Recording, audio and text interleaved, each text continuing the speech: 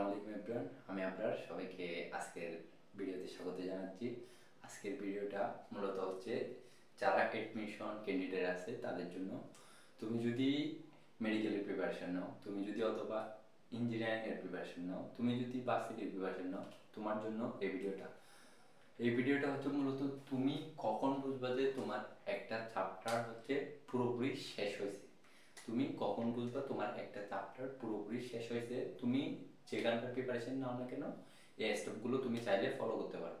তো আমি কয়েকটা স্টেপ বলে দিব, ওগুলো ফলো করলে তোমার একটা চ্যাপ্টার শেষ হয়ে গেছে, তুমি নিজেই বুঝতে পারবে যে হচ্ছে তোমার এই চ্যাপ্টারটা শেষ। এই জন্য আমি কয়েকটা স্টেপে ভাগ করবো। তো প্রথম স্টেপটা হচ্ছে তোমার এক নম্বরে তোমার অলরেডি হচ্ছে তোমার পুরো বইটা, তুমি যদি ভর্তি পরীক্ষার জন্য প্রিপারেশন নাও তাহলে তুমি অলরেডি তোমার বইয়ের পড়াগুলো মিনিমাম একবার করে হলেও শেষ আছে। ম্যাক্সিমাম তোমরা যে যতবার শেষ করছো তবে মিনিমাম একবার হলেও তোমাদের শেষ করা আছে। তো তোমরা কি করবা, যেহেতু তোমাদের এসএসসি পরীক্ষার পরে মোটামুটি একটা হচ্ছে গ্যাপ থাকে যাবে, তুমি এটা হয়তো এডমিশনের মাঝামাঝি সময়েও এই ভিডিওটা দেখতে পারো। সো আমি সবকিছু হিসাব করে বলতেছি। তো তুমি যদি এখন থেকে দেখো, অ্যাডমিশন শুরুর দিকে দেখে থাকো তাহলে তো ভালো। তো তুমি হচ্ছে এসএসসি পরীক্ষার পর যে তোমার একটা পড়ার গ্যাপ চলে আজ থাকে গেছে না, ওই গ্যাপটা মানে তুমি কয়েকদিন না বললে তুমি নিজেই খেয়াল করে দেখিয়ে তুমি অনেক পড়াগুলো ভুলে যাবে। তো ওই জন্য হচ্ছে তুমি একটা অধ্যায় প্রথমে পড়ার আগে তুমি হচ্ছে ওই অধ্যায়ে আগে পড়া আছে, তো তুমি হচ্ছে মূল বই যেটা আছে, মূল বই তোমার হচ্ছে সরি মার্কারের খালিটা শেষ, মূল বই যেটা আছে তোমার ওই অধ্যায়ে মূল বইটা একবার হচ্ছে রিডিং করে ফেলবা। তো পুরোটা রিডিং করবে না। যারা মেডিকেল ক্যান্ডিডেট আছো তোমরা চাইলে দাগানো বই পড়তে পারো, আর যারা অন্য অন্য প্রিপারেশন নেবে ইঞ্জিনিয়ারিং এবং ভার্সিটি, তো তোমরাও চাইলে হচ্ছে দাগানো বইটা পড়তে পারো। আর তোমরা দাগানো বইটা পড়তে পারো বলতে তোমরা তো সবগুলো পড়বে না, কারণ হচ্ছে তোমাদের অলরেডি সবগুলো পড়া আছে, অনেকে দুইবার তিনবার চারবার অনেকে পাঁচবারও পড়ে গেছে।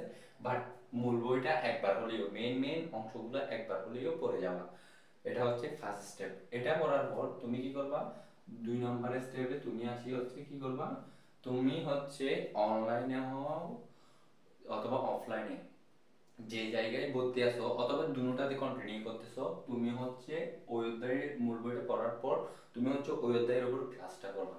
তুমি যদি অফলাইনে হয় ভালো, অনলাইনে হলে আরো ভালো। তুমি হচ্ছে ওই যে অধ্যায়টা পড়বা ওই অধ্যায়ের উপর প্রথমে ক্লাসটা করে ফেলবা। ক্লাস করার পর 3 নম্বরের স্টেপে তুমি কি করবা, 3 নম্বরের স্টেপে তোমার মূল বইটা একবার পড়া শেষ, তুমি ক্লাস করে ফেলছো, ওখানে কিন্তু তোমার অনেক এক্সারসাইজ ঢুকাই দিবে, মানে ওখানে তোমার অনেক এক্সারসাইজ করাই দিবে। তুমি মোটামুটি যে যেখানে যেখানে আটকে যাবা ক্লাস অলরেডি সবগুলো সলভ করানো শেষ। তো তুমি কি করবা, এখন হচ্ছে কোয়েশ্চেন ব্যাংকটা হচ্ছে সলভ করে ফেলবা। বাসায় আসি তুমি যখন আমরা কেন কোয়েশ্চেন ব্যাংকটা সলভ করে ফেলবা। তো তারপরে 4 নম্বরের স্টেপে গিয়ে কি করবা, তুমি 4 নম্বরের স্টেপে তুমি কোয়েশ্চেন ব্যাংকও এখন তোমার হচ্ছে সলভ করা শেষ। একটা অধ্যায় মূল বই পড়ছো, ওই ক্লাসটা করছো, ক্লাস করার পর তুমি কোয়েশ্চেন ব্যাংকটা সলভ করছো। এবার তোমার হচ্ছে যাচাইয়ের পালা, তুমি হচ্ছে ওই বইটার কতটুকু মানে তোমার শেষ হয়েছে। তুমি হচ্ছে এবার একটা অফলাইন হলে বেশি ভালো, তবে অনলাইন বলো অফলাইন বলো একটা পরীক্ষা দিবা। তুমি হিসাব করবা ওখান থেকে তোমার যাতে 95 মার্ক থাকে। তুমি যদি 100তে পরীক্ষা দাও, এখানে আমি এক্সাম দিই, তুমি হচ্ছে যে কোনো এক জায়গায় এক্সাম দিবা, ওই এক্সামটাতে 100 যদি তুমি পরীক্ষা দাও ওখান থেকে যাতে তোমার হচ্ছে 95 মার্ক থাকে। আমি বুঝাতে পারছি? তুমি যদি একটা বইয়ের প্রথমে মূল বইটা পড়বা, মূল বইয়ের রিডিং দাগানো হোক, মেন লাইনগুলো অন্তত একবার হলে পড়বা। তারপর হচ্ছে ওই অধ্যায়টার উপর ক্লাস করে ফেলবা, কারণ ওইটা তো তোমার আগে পড়া আছে। তুমি ক্লাস করে ফেলবা, কোন প্যাটার্নের প্রশ্ন আসে ক্লাস করলে সবগুলো ধারণা পাই যাবা। তারপর কোয়েশ্চেন ব্যাংকটা সলভ করবা, তোমার অ্যানালাইসিস সহ সবগুলো হয়ে যাবে। তারপর তুমি একটা হচ্ছে এক্সাম দিয়ে দিবা সুন্দর করে। এক্সাম দেওয়ার পরে তুমি হচ্ছে দেখবা যে তুমি যদি 100তে পরীক্ষা দাও 95 মার্ক পাইছো, তুমি যদি 10এ পরীক্ষা দাও 9+ পেতে হবে, 9+। তাহলে তুমি বুঝবা যে ওই অধ্যায়টা শেষ। তুমি যদি এবার মনে করো তুমি 100তে পরীক্ষা দিছো, ওখান থেকে হচ্ছে মনে করো তুমি পাইছো হচ্ছে 60 বা 70, তো তো তুমি কি করবে এখন অধ্যায়টা, তুমি হচ্ছে এখন কি করবা, তুমি হচ্ছে পরীক্ষায় যে যে জায়গাগুলোতে আটকে গেছো, 100 মার্কের যদি তুমি পরীক্ষা দাও, এমনি সাপোজ 100 মার্ক ধরছি, 100 মার্কের পরীক্ষা দিলে তোমার একটা অধ্যায়ে সবগুলো প্রবলেম ওখানে ভিতরে চলে আসবে। তো তুমি যে যে জায়গাগুলো আটকে গেছো, তো ওই ওই জায়গাগুলো হচ্ছে তুমি সমাধান করার চেষ্টা করবা। যদি না পারো হচ্ছে এখন অনলাইনে প্রচুর হচ্ছে ক্লাস আছে, তুমি চাইলে আমাদের হচ্ছে রিকোয়েস্ট করে দিতে পারো, তোমাদের যদি কমেন্টের রিকোয়েস্ট বেশি থাকে আমরাও হচ্ছে ওই প্রবলেমগুলো সলভ করাই দিতে পারি। তো হচ্ছে 60 নাম্বার তুই 70 নাম্বার পাও, তুমি হচ্ছে ওই জায়গাগুলোতে হচ্ছে নিজেকে বিল্ড আপ করার চেষ্টা করবা। তো বিল্ড আপ করলে তুমি এরপরে আরেকটা এক্সাম দিবা, এরপর আরেকটা এক্সাম দিলে তুমি দেখবা হচ্ছে এই 60 অথবা 70 মার্কটা তোমার হচ্ছে এটার কাছাকাছি, অথবা 100 তুমি 100ও পাই গেছো, অনেক পরীক্ষাতে হবে এরকম। তো তুমি যদি এভাবে যদি একটা পরীক্ষা শেষ করতে পারো, মানে একটা অধ্যায় শেষ করতে পারো, তাহলে তোমার মোটামুটি একটা অধ্যায় শেষ বলা যায়, তোমার মোটামুটি একটা অধ্যায় শেষ বলা যায়। এবার হচ্ছে আসি হচ্ছে আমরা একটা অধ্যায় শেষ করতে কয় দিন সময় নিব। দেখো তোমার পুরো বইটা হচ্ছে পড়া আছে অলরেডি, তুমি যদি মেডিকেল প্রিপারেশন নাও তোমার হচ্ছে শর্ট সিলেবাসের বাইরে বসানো হবে, আর ভার্সিটি আর ইঞ্জিনিয়ারিং এর ক্ষেত্রে শর্ট সিলেবাসে হবে। তো সুতরাং হচ্ছে তোমরা হচ্ছে যেভাবে প্রিপারেশন, যেখানে প্রিপারেশন নাও না কেন, একটা অধ্যায়ে মূল বইটা পড়বা, পড়ার পর ক্লাসটা করবা, কোয়েশ্চেন বুকটা এক্সামটা দিবা। এবার হচ্ছে কয়দিন সময় লাগবে, তুমি মূল বইটা করে আর ক্লাসটা করতে তোমার সর্বোচ্চ সময়, মূল বইয়ের হচ্ছে মেন মেন লাইনগুলো পড়তে তোমার হচ্ছে সর্বোচ্চ সময় যাবে হচ্ছে কয় ঘন্টা, 2 ঘন্টা সময় দাও এখানে, 2 ঘন্টা হতে 3 ঘন্টা সময় এখানে।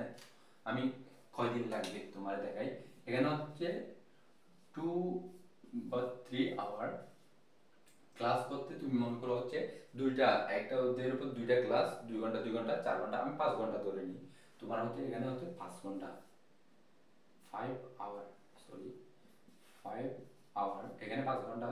তুমি হচ্ছে কোয়েশ্চেন ব্যাংক সলভ করলে মনে করো 2 হতে 3 ঘন্টা, কোয়েশ্চেন ব্যাংক সলভ করলে 2 হতে 3 ঘন্টা, কারণ এখানে অনেকগুলো কোয়েশ্চেন, তুমি এমনি পড়া মাত্রই উত্তরটা পারি যাবে। তো ওই যে মনে করো একটা ম্যাথ চলে আসছে, ওটা একটু লেন্থি হচ্ছে, তুমি হচ্ছে প্রথমে যেগুলো এক কথায় পারে যাচ্ছ ওগুলো হচ্ছে উত্তর করে ফেলবো, তারপর যেগুলো একটু মাঝারি ওগুলো সলভ করবে, তারপর একটু ডিপে যাবা, ওইভাবে তুমি 2 থেকে 3 ঘন্টা, এটা তুমি চাইলে আরো বাড়াতে পারো ওটা। তো তুমি এক্সামটা মনে করো তোমার হচ্ছে এক্সামটা বাদ, এবার তোমার কয় ঘন্টা লাগতেছে তুমি দেখো, এক্সামটা সর্বোচ্চ 1 ঘন্টা, 1 ঘন্টার বেশি দিবে না। তো 100 মার্কের পরীক্ষার জন্য তোমাকে সময় দিবে হচ্ছে 1 ঘন্টা। তো তুমি কি করবা, এটা 1 ঘন্টা যত কমে শেষ করার চেষ্টা করবা, কারণ 1 ঘন্টা এটা এভারেজ হিসাব করছি ওই জন্য। দেখো তোমার এখানে হচ্ছে আমি যদি 2 ঘন্টা ধরি, 3 ঘন্টা ধরি, এখানে 5 ঘন্টা, কয় ঘন্টা, 3 আর 5 হয় হচ্ছে কত, 8 ঘন্টা। তারপর এখানে 2 ঘন্টা ধরলে 10 ঘন্টা, অথবা 3 ঘন্টা যদি ধরি, আমি সর্বোচ্চটা ধরি 11 ঘন্টা। তুমি যদি 11 ঘন্টা পড়তে একদিন সময়, একদিনে যদি 11 ঘন্টা টাইম দিতে পারো, তাহলে তোমার একটা অধ্যায় একদিনই শেষ। তুমি যদি 11 ঘন্টা হচ্ছে 2 দিনে দিতে পারো, যে তোমার হচ্ছে 2 দিনের ভিতর একটা অধ্যায় শেষ মোটামুটি বলা যায়। তো এভাবে যদি তুমি চাইলে তুমি তোমার মতো করতে পারো, সমস্যা নাই, তবে তুমি চাইলে আমার এই নিয়মটাও ফলো করতে পারো। তো তোমাদের এডমিশনে তোমাদের যত ধরনের গাইডলাইন দরকার আমাদের এই চ্যানেল থেকে হচ্ছে সবগুলো গাইডলাইন যাবে। আর তোমাদের হচ্ছে শর্টকাট এডমিশনেও হচ্ছে কিছু কিছু শর্টকাট মারা যায়, ওগুলো হচ্ছে আমাদের লার্ন উইথ মিনহাজ ভাই YouTube channel, learn with Minhaj ভাই, আমি হচ্ছে ডেসক্রিপশনে হচ্ছে ওই চ্যানেলের লিংক দিয়ে দিব, ওখানে ওই চ্যানেলটা থেকে আপলোড করব।